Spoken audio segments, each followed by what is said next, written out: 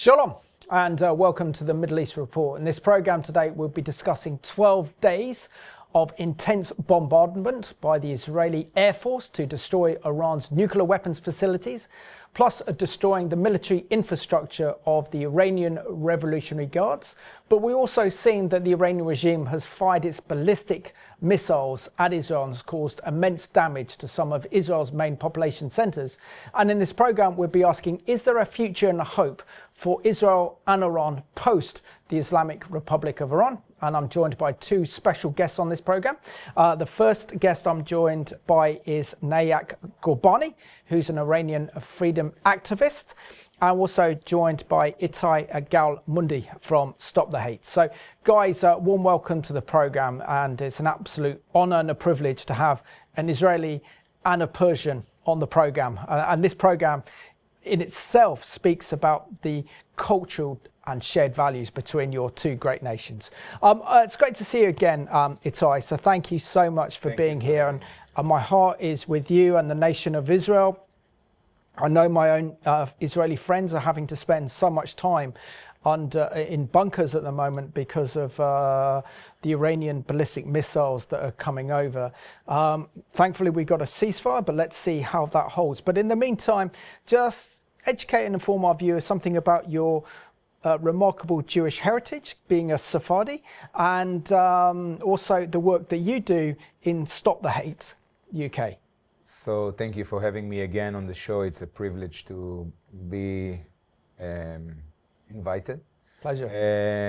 Yeah, we've seen some very intense 12 days, as you just said. And of course, my heart is in Israel right now with my family and friends and relatives who are all, as you said, in safe rooms and shelters.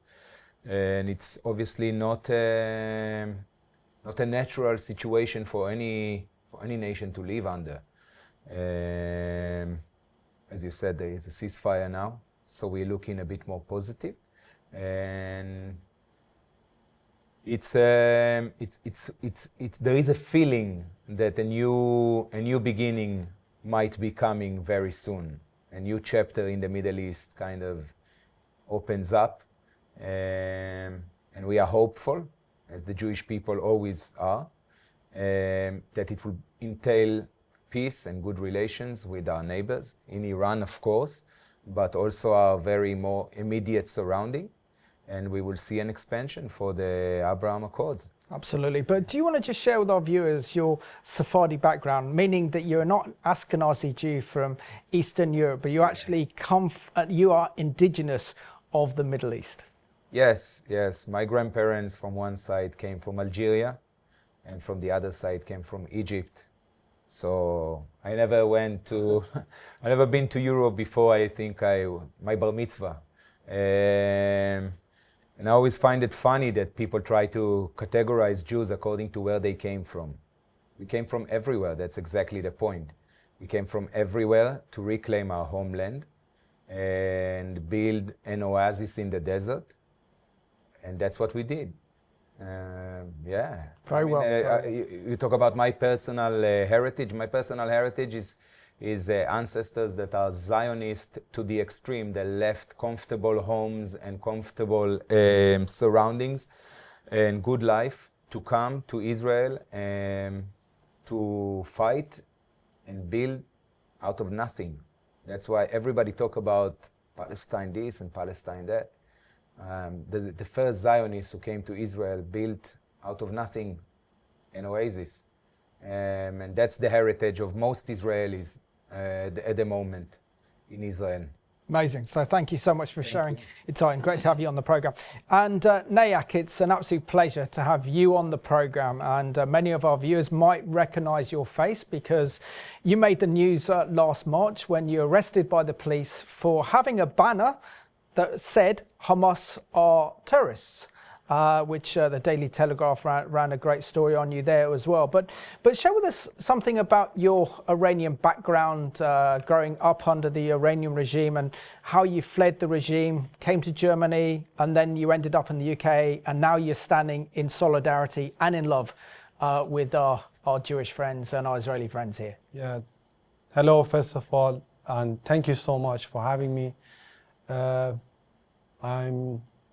name is Niyak Gorbani. Many people maybe knows me, many not, but I'm coming from Iran. I'm born in Iran, in Tehran, and till I was 27 years old, I was in Iran, in Tehran, based in Tehran, and I'm working with oil company long time, around 12 years. After I get my diploma in IT. In same time, I'm just working in university. In the same time, work and study. And always when I was young, 20 years old, I just try on my Facebook, try to find an Israeli friend, because I want to know how they look like. If you are living on the Islamic Republic propaganda, sometimes they expressing themselves to they want to washing your brain, but sometimes you actually decide to find out who exactly they are, the Israelis. I mean, I start chat with the girls, boys, on my Facebook. When I'm just saying I'm Iranian, they left. The conversation really ended, because the Islamic Republic really trying hard to say we are the enemy. We are the enemy of all the other nations. We are the enemy of a Western country. We are the enemy of the biggest enemy of the Jewish community in region in Israel, and everyone who live in Israel committed the crime because just being there. That's why I want to find out how they feel, how they think, and what's their actually answer about those questions. And yeah, I was curious always to find the Jewish friends, which is never success when I was in Iran. But finally here in UK I get big family, big Jewish family here behind me, and they are like my brother and sister. I call my friend, she's friend of Itai as well, Yochi. She's my Jewish mom. I call her Jewish mom. Yeah, I was super active in Iran. I'm super busy with working and study, and I love my job. I love my get the everyday experience. In same time when I was in university, I'm just going to get experience in for we have university, and you can go to the some lecture to get the certificate. For example, for Microsoft, I get that things as well because I love my job. I was really busy with that things. When I went to the Iranian Naft airline, which is the airlines for the just oil company, just working with working for the staff, the oil company's staff. After 3 years, I was a second head of IT.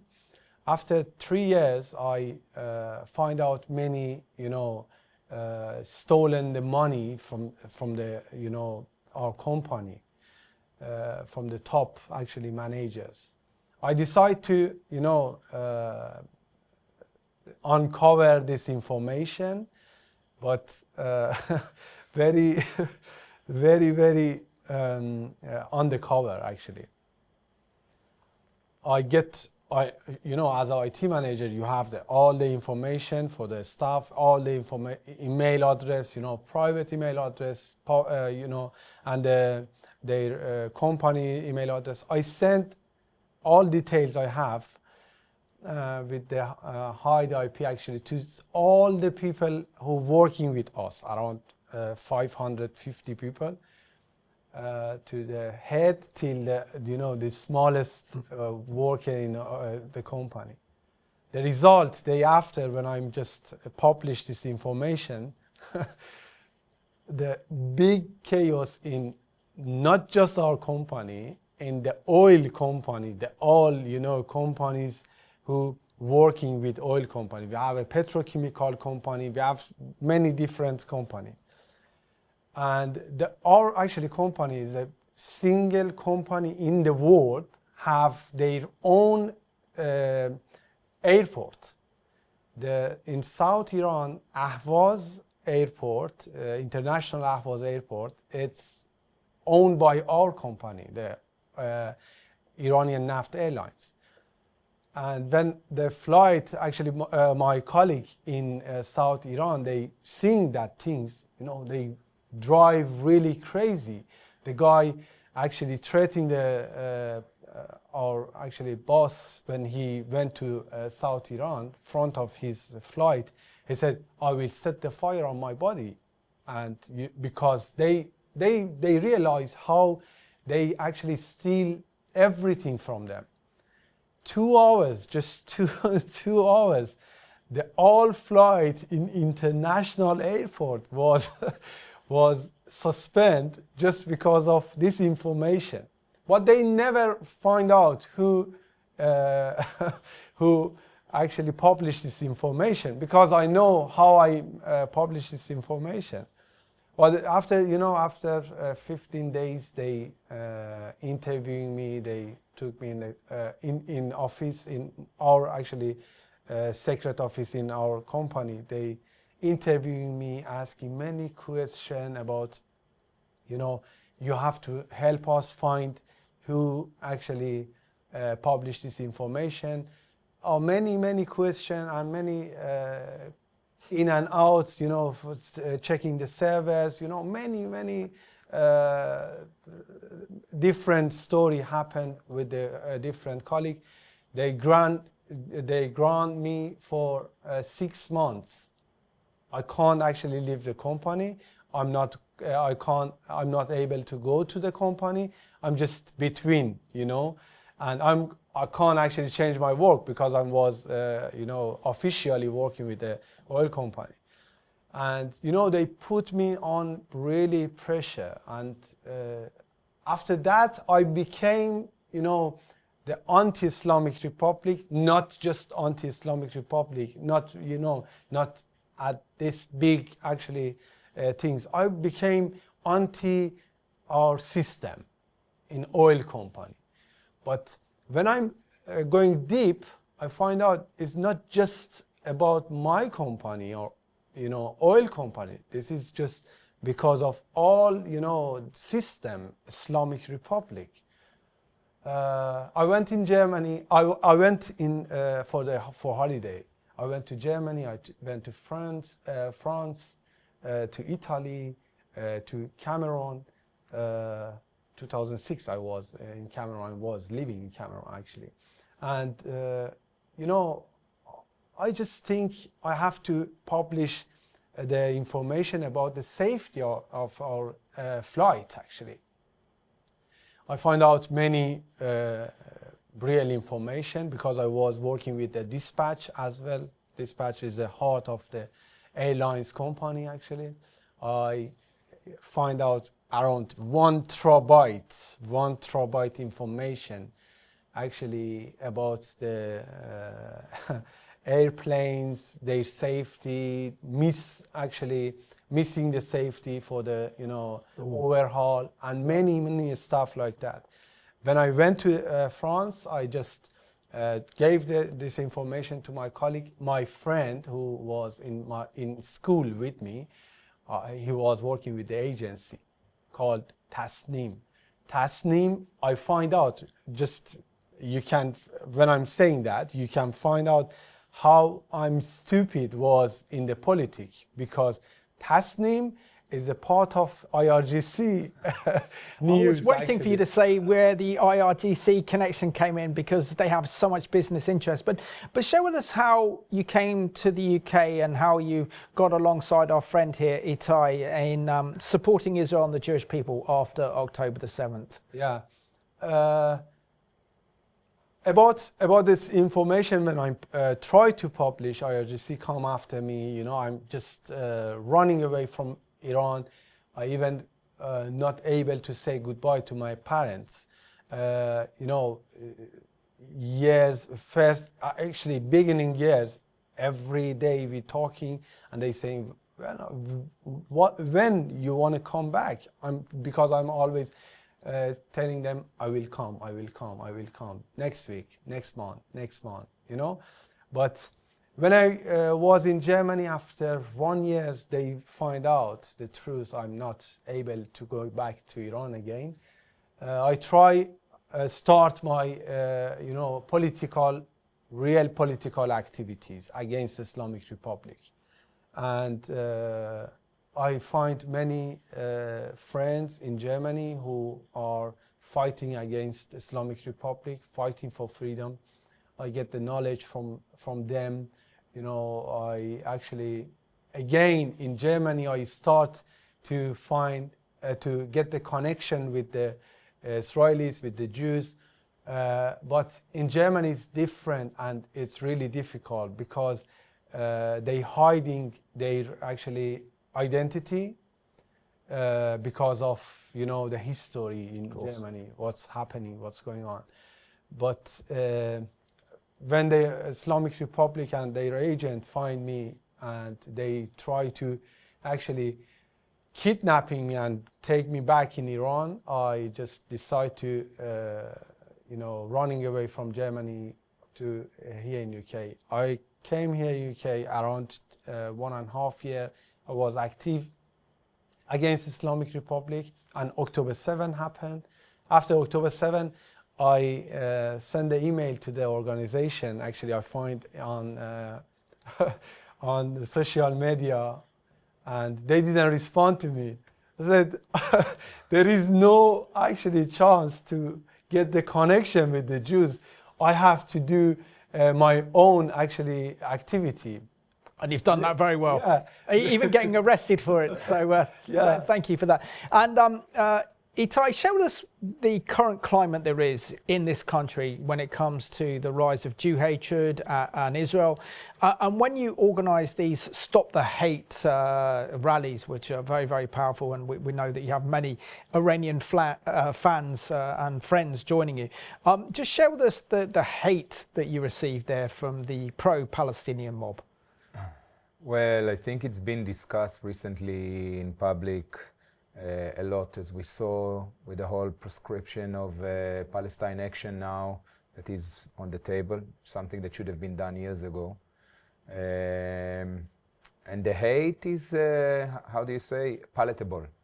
You can feel it. In our last protest, there was 2 or 3 glass bottles thrown at us, hurting 2 old participants who came to express their democratic rights.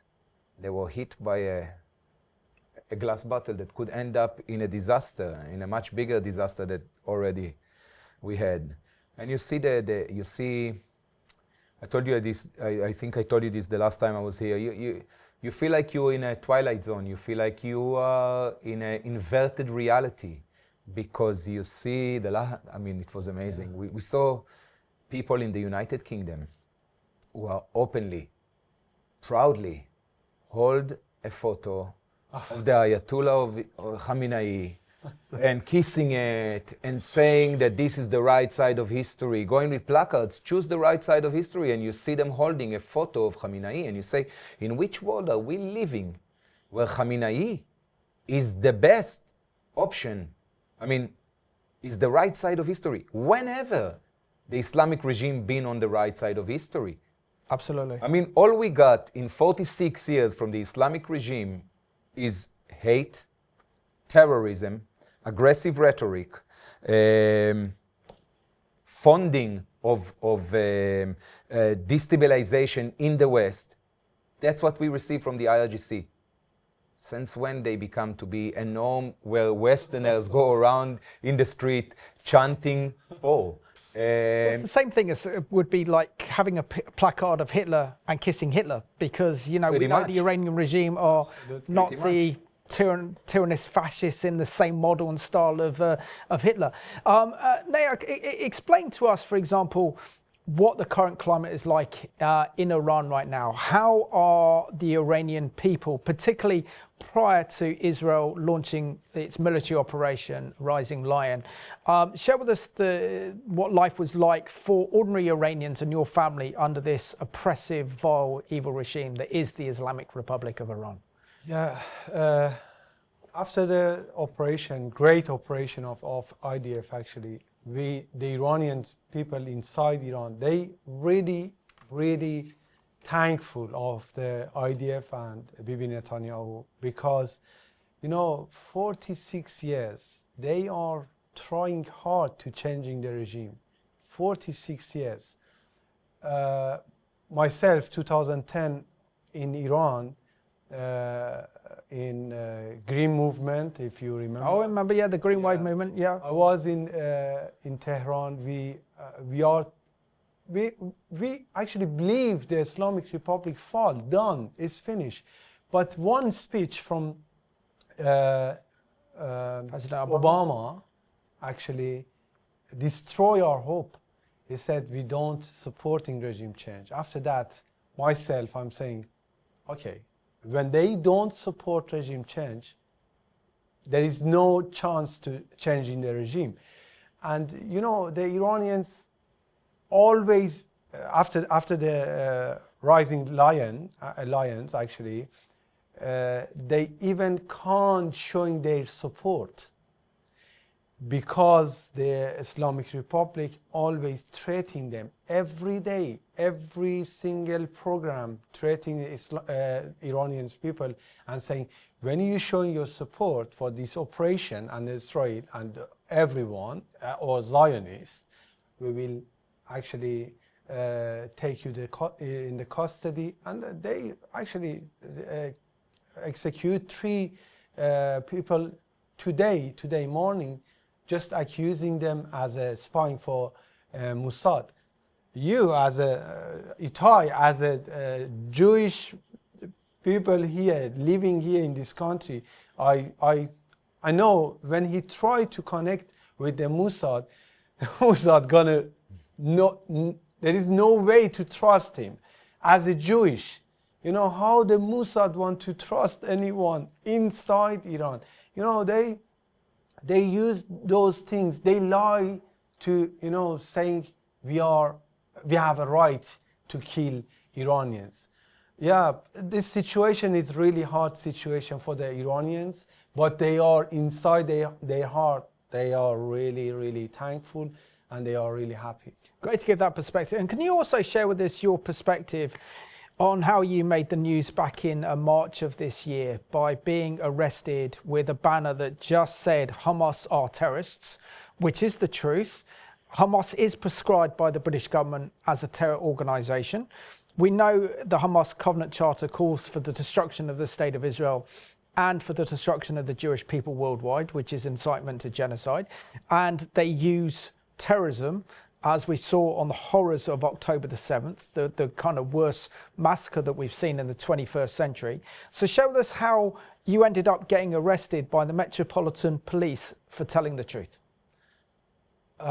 Really sad story. For me, just when I heard the arresting, this word actually made me really upset because, you know, I'm just always in Iran, I never get arrested. I actually get a questionnaire. Yeah, they came to me asking many questions and make that life for me really hard.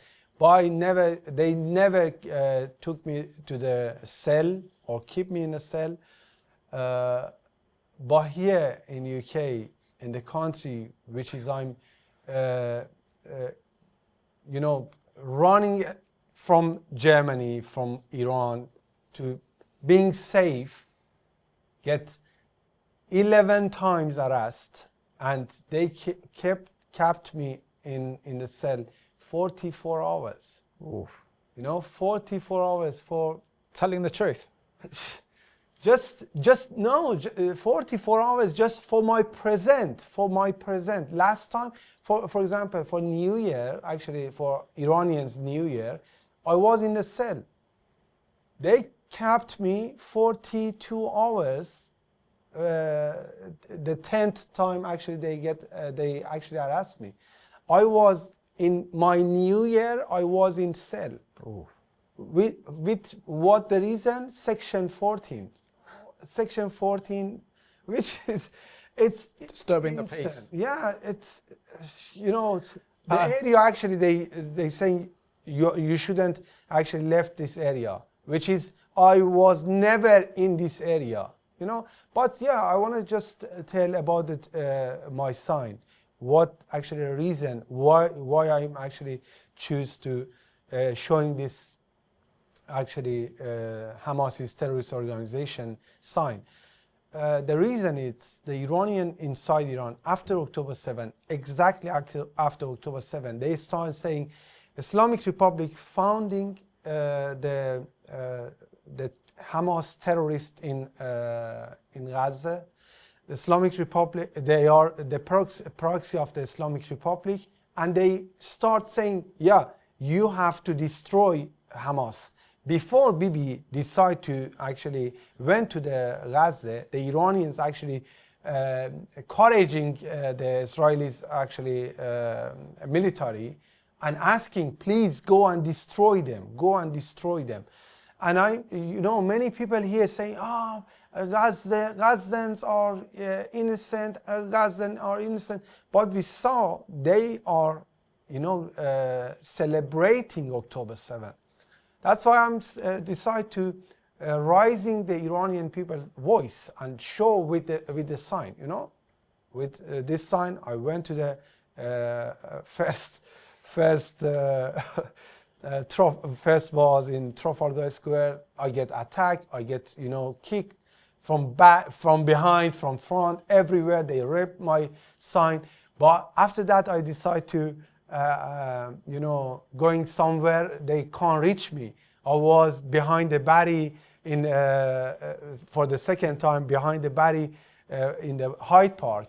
And they try to reach me, and they, just throw stones at him. He's been very shy. Yeah. Niyak has been very creative in the way he gets to say the truth. And he gets his message out very, very well, as well as shaming the British police as well, which is great. Yeah. But for you, Itai, what does it mean to have a friendship with Niyak and the rest of the freedom-loving Persians that are standing up for truth when they know that their nation is being totally destroyed by this satanic, evil Iranian regime? So, look, the first time I met Niyak, a mutual friend, Yochi, introduced him to me as the guy with the sign. You saw the videos of the guy with the sign, that's the guy with the sign. And we used to talk about it. We waited for 5 months before we started to do our counter-protest in the big hate marches. And Niyak is like the main reason why. I have to say, I was secretly very jealous of him. In all seriousness, an Iranian goes out and counter the hate, while an Israeli Jew didn't. I couldn't live with that anymore. We had to change it. We took courage from his standing. Amazing. We wanted to amplify his voice, and that's why we use that sign until today in every protest that we go. Because at the end of the day, after all the words are been said, this is essence truth. There is nothing in it. It shouldn't incite anybody to do anything, because this is the language of the law of the land. Hamas is a terrorist group, like it or not. Absolutely. That's the situation in this country and in so many other countries around the world. It's nothing unique for the United Kingdom. And the fact that people attacked Niyak simply for the fact that he dares to say the truth. That was enough for me and for a lot of other Israelis in Stop the Hate to rise up and say, enough is enough. We need to be there with him. If we couldn't be here physically with him, we at least in spirit and in essence of standing courageous with him. And you ask about the friendship, it's it's a brother from another mother, and and we found a community that is. People ask me in Israel, well, I see you with these Iranians. Are you not afraid? Are you not worried? And they look, I trust them. Niyak definitely, but the other friends as well. As much as I trust any Israeli here, as much as I trust most people here, wow. I think that they've proven it's love for Israel on steroids. That's what you get from these guys, and it's very refreshing for an Israeli wherever we go. We don't get remotely the same response, but these are people who understand what are we dealing with. Exactly. And if they say it so strongly and so boldly, there must be a reason that justify the suffering and the prices that we are paying right now, but we've been paying since the State of Israel was established, to avoid the same fate. Yeah, exactly. So Itai, just give us your perspective on Operation Rising Lion and Israel's audacious and daring airstrikes against Iran's nuclear facilities, destroying the leadership of the Iranian Revolutionary Guards, even blowing off the doors of the notorious Iran prison, which holds all the political prisoners in Iran, and also winning air superiority in a nation that is so much bigger than Israel. So share with us why now and the importance of what Israel's done to save not only Israel, but the Middle East, the free world, and hopefully the Iranian people. Yeah, well, I sat here after the pager operation with Hezbollah, and back then I thought that was good. Yeah, I thought that was good, and back then I told you that this was like stuff that the James Bond books are made from and movies. Words can't compare or describe what the IDF and the Mossad have managed to pull off here. The first pre-emptive strike that Israel has inflicted on Iran was so massive, so daring, so audacious, so unacceptably unbelievable that I think there isn't anyone, not in the Middle East, because I don't think there was people in the Middle East that kind of belittled Israel before that even, but in the world right now that look at this very tiny country, but what fortitude this nation, these people have, from the soldiers, from the, we talk a lot about the pilots and the soldiers and the technicians and the Mossad, but I want to take a second and talk about the ordinary Israeli civilians. Yeah, we're talking about 12 days of constant bombardment of ballistic missiles. This is not something that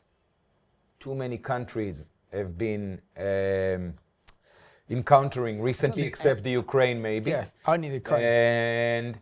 And the devastation that we see in hit sites. And there is 29 people that paid the ultimate price of their life, and there is tens of people or hundreds of people that been injured, and there is a lot of people who's been displaced, and the magnitude of the suffering that's been going on. Think about living life with children in a city. You can't even drive to anywhere because you don't know when it's going to come. You can't send your kids to the school. You can't send them even to the playground across the street because who will send? There's missiles coming. So when we talk about the power of Israelis, it starts with the nation, with the people, with the ordinary people that sits at home, that sits in the shelters, that do what the military is telling them without questioning it. They do what is necessary, that gives this strength to those pilots to get in their planes and to do this unimaginable and really fantastical operation. I mean, like, where do you even start to unpack all these things? You mentioned the prison's doors, and we know... Just in 77 years. Yeah, well, yeah, I mean, this operation in general, I mean, wherever you look, air superiority. I mean, 2.5 hours, 50 airplanes, aircrafts of the Israeli military is patrolling around Tehran, and nothing is like... Now, it's very easy to fall into euphoria and to belittle the Iranian military, and we shouldn't do that. Iran is a military, and so everybody been telling us for however many years the Islamic Republic has existed, that this is a military superpower, that this is a big nation with a big army. Well, a small nation with a massive army just played a trick on them, a big number. So, yeah. Absolutely. So let's have a look at this excellent video that is actually then produced by the IDF. It called The Strength of the Israeli Air Force in what was known as Operation Rising Lion. The Israeli Air Force has redefined what it means to achieve air dominance since the launch of Operation Rising Lion. On the night of June 13th, around 200 IAF aircraft flew deep into Iranian airspace, operating for over 2 hours in enemy territory in one of the most complex and far-reaching operations in history. With precise coordination, the IAF dismantled Iran's nuclear infrastructure, crippling its ability to build nuclear weapons. It destroyed key missile systems, neutralized aerial threats, and struck critical intelligence and command centers. Senior military and intelligence figures behind Iran's terror networks were eliminated. Even 2,300 kilometers from Israel, the IAF hit its target with exact precision. This was the longest-range strike in IAF history. This operation was a masterclass in modern warfare, and when Iran tried to strike back, Israel's multi-layered missile defense system was ready. A defense wall stretching from ground to space where threats, from drones to ballistic missiles, are intercepted before hitting Israel. This is how a nation is protected, not just with weapons, but with the will, strategy, and relentless precision of our soldiers. This is Israel's air power.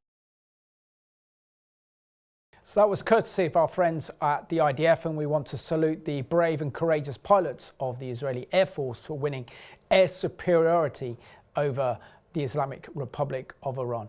Niyak, what's your impression of the mainstream media coverage of the Israeli-Iran crisis? Because constantly I've heard our journalists, our presenters, say that Iran has no nuclear weapons program. They even cite the International Atomic Energy Agency, saying that they don't say that they have nuclear weapons and this is a peaceful program.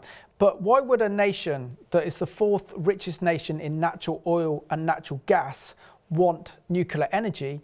And secondly, if they weren't producing nuclear weapons to weapons grade, which is at 60%, would they hide them under mountains like at Fardo and have a clandestine nuclear program? I think the Western news media, actually, they are surrounding with the Islamic Republic's propaganda. They don't have any actually experience about what's going on inside Iran. They don't know exactly who they are, and they just, you know, the Islamic Republic invite them in Iran, and with great actually hospitality.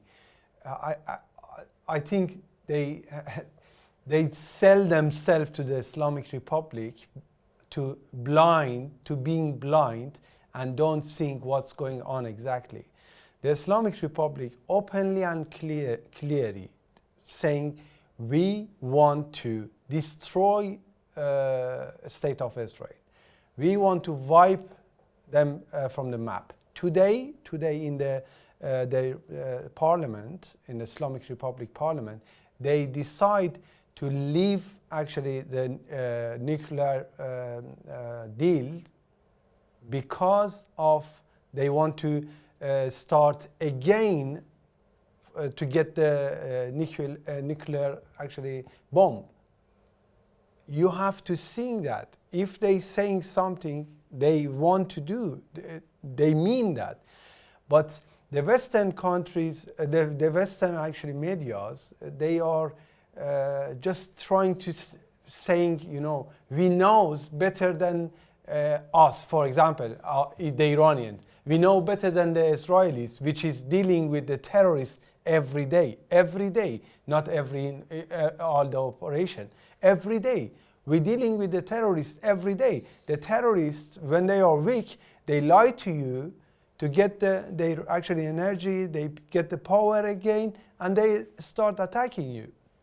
But Khamenei actually say that repeatedly. We don't want to, for example, get the nuclear bomb, but when we want, nobody can stop us. But they want. When they don't want, why they going to deal with Russia? Why they get the actually uranium from the Russia? Why they are trying hard? Did you see what's happening last month in Bandar Abbas, South Iran? Really big explosion in the Bandar Abbas. They destroy everything because they don't know how they manage to move the uranium around in Iran. They just want to get the nuclear bomb to threaten everyone. They have or not, I don't know, but they want to have. They try to get. No, absolutely. Yeah. I think it's a good point what Niyak is saying. I think that the fact is very simple. It doesn't matter if they had or didn't have. And it doesn't matter if they had now or would have in a year. We in the West have this ability to ignore, like Niyak said, what those silly people in the Middle East, what they are really saying. Let us translate for you, for Westerner, what they are really saying. When the Ayatollah Khamenei keeps saying we're going to wipe Israel from the map, according to countries like France or Norway, for example, Israel should just live with that kind of threat, because it's clearly a normal diplomacy to say that you want to wipe other democratic states who are members of the United Nations off the map. Now I ask the question, it doesn't matter if the IRGC had or wanted to have or will have. Why does the state of Israel, with the might that it have, and exemplify just now, why do we need to live with that threat? When somebody going to tell you, man, I'm going to wipe you off, that we believe them. Why should we take the risk? No, absolutely. And of course, you guys have learned the lesson from the Holocaust that Exactly. You can't allow your enemies to be in a position where, again, the Jewish people are threatened with another Holocaust, and this time it would be a nuclear Holocaust.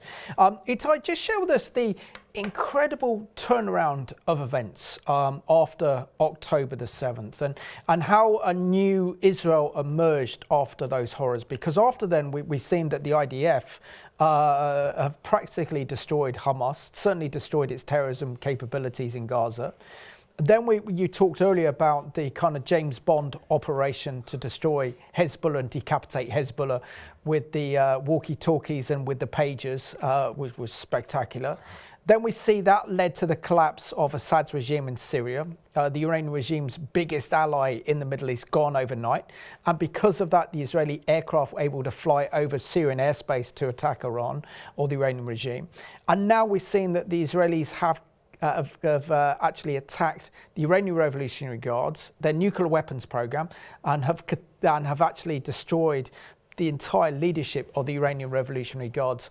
Share with us the incredible turnaround that Israel's managed to achieve that, but also how different it would be now if Hamas, Hezbollah, the Houthis, and the Syrians were still part of that ring of fire that was surrounding Israel prior to October the 7th was in place, and Israel carried out airstrikes on Iran's nuclear facilities. We'd be looking at a totally different situation now. Definitely. It's important to remember this as well. Funny enough, I just spoke to my brother who is now serving in the IDF, in reserve. And we spoke exactly about this point. If now was the time to attack in Iran, or was it maybe at the beginning?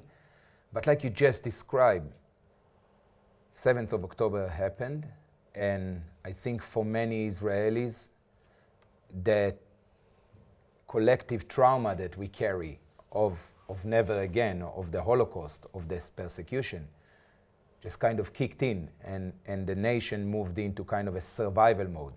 And it allowed us to accept the fact that at the back of this horrendous attack by Hamas, there is an opportunity, and there is the will. The people who died on the 7th of October deserve this vindication. We deserve to change the narrative completely. We deserve to wipe away our enemies. We deserve to eliminate the threat. We deserve to live in peace. We deserve to be owners in our own home. We are done hiding. We are done accepting people wanting to kill us, calling to kill us openly, time and time again. And I think something in the nation changed. And we all said, okay, we suffered. This was a line that has been crossed. We suffered, and we are still suffering. There is still, I mean, we all wear this pin. There is still 50 hostages, 20 months now, still being held in Gaza, and they are paying the price daily. So the price is real, and we are keep paying it. But as a nation, we have to finish the job. Absolutely. We just had to finish the job. And bombing the IRGC is the icing on the cake. I mean, removing this threat, removing Hezbollah threat in the northern border, removing Hamas, or almost removing completely Hamas capabilities in Gaza, the Assad regime that no longer with us. These have the potential to create a new Middle East for everyone, for our Iranian friends, hopefully as well, but for our Syrian friends and our Lebanese friends, and hopefully at some stage the Palestinian leadership, whoever that might be, would understand that they too need to change the narrative. Trying to eliminate the state of Israel is no longer, it was never a reality, but it is no longer even a delusion that the worst delusional leader of the Palestinian can sin at. No, absolutely. No, I agree with you. And Niyak, we know that with the Israeli Prime Minister Benjamin Netanyahu, during Operation Rising Lion, gave a message to your people, the Iranian people, as an opportunity to rise up. We see that the Iranian regime now is in the weakest situation it's been in ever since the revolution in 1979. We see that their terror proxies are destroyed, namely Hamas, Hezbollah, Palestinian Islamic Jihad. We've seen the collapse of their once great ally in President Assad and his regime, and how they used to supply all the weapons from Syria to Hezbollah. Up until October the 7th, there was something like 80,000 Iranian Revolutionary Guards stationed in Syria, backing other militias as well that posed a threat to Israel. That's all gone. And now we've seen that the entire leadership of the Iranian Revolutionary Guards has been wiped out and assassinated, as well as nuclear scientists. Is there hope now that the people of Iran will rise like a lion and seize their opportunity of freedom and to be a free nation once again and rid yourselves of this tyranny and this evil that's represented by the Islamic Republic of Iran? Thank you for pointing that, because the IDF and actually Israeli state, Bibi Netanyahu, named this operation as Rising the Lions, and many other actually sign told to Iranians we are with you, we are not against you. We try help you to changing the regime. In many different shape, they show us, you know. Bibi Netanyahu spoke with us more than, you know, the Iranians outside Iran. I expect Crown Prince. But, you know, they have hope. The Iranians really have hope, but they don't want to sacrifice their life again with no victory. They want to enjoy, myself as well, I want to enjoy free Iran after Islamic Republic.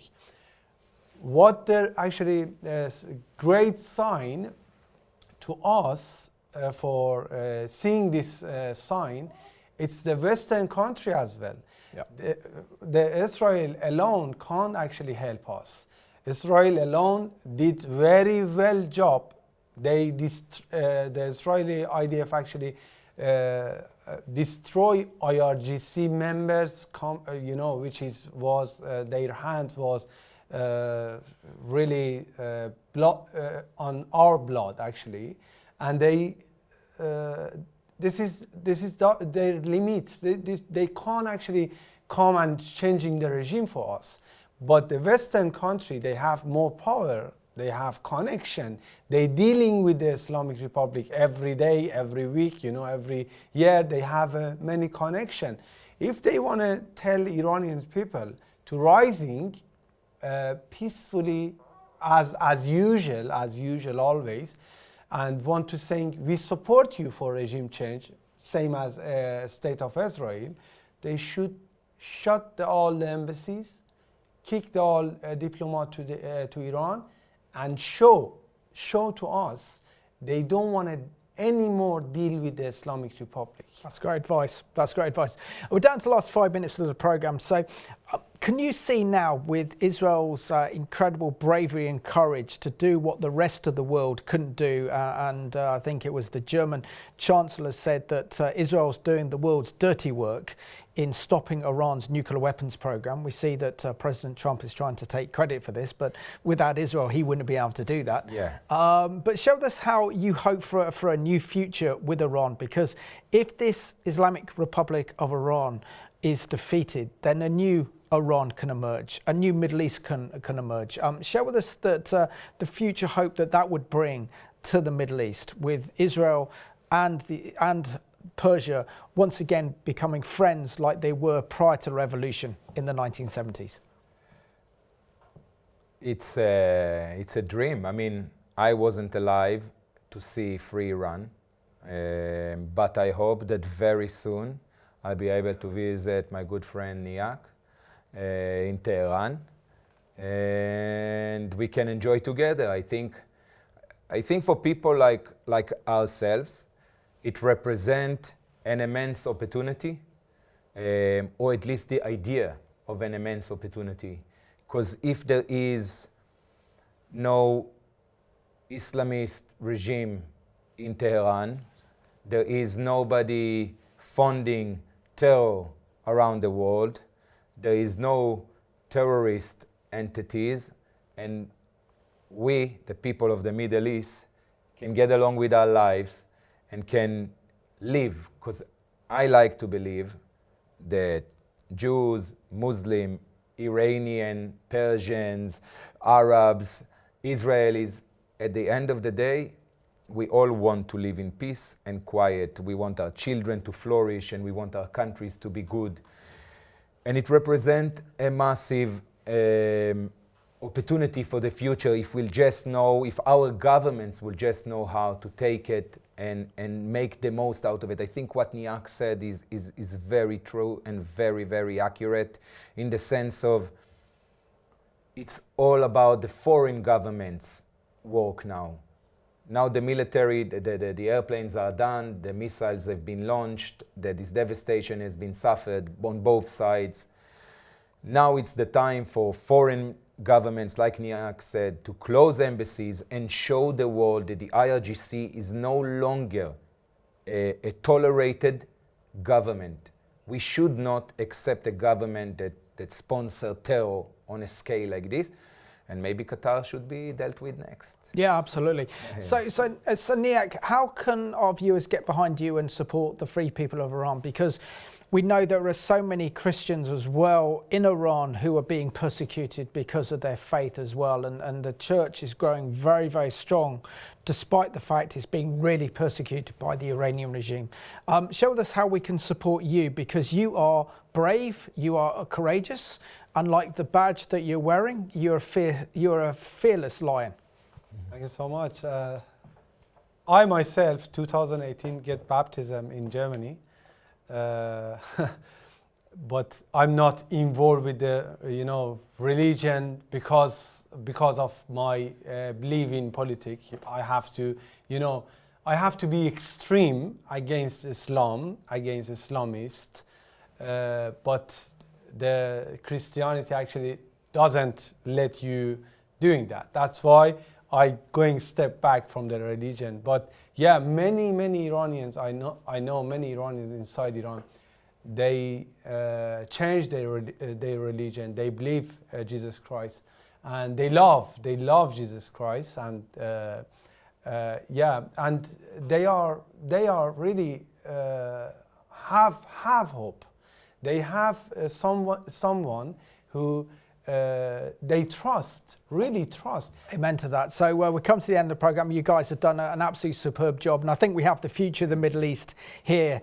Friendship between Israel and Persia, and let's pray that this happens. So thank you for watching today's Middle East report. It's extraordinary to know that the future of the Middle East is in good hands, because we can see a new hope and a new future emerging once the Islamic Republic of Iran is defeated, and we can see Israel and Persia becoming friends again as they were in the 1970s. So thank you for watching the Middle East report.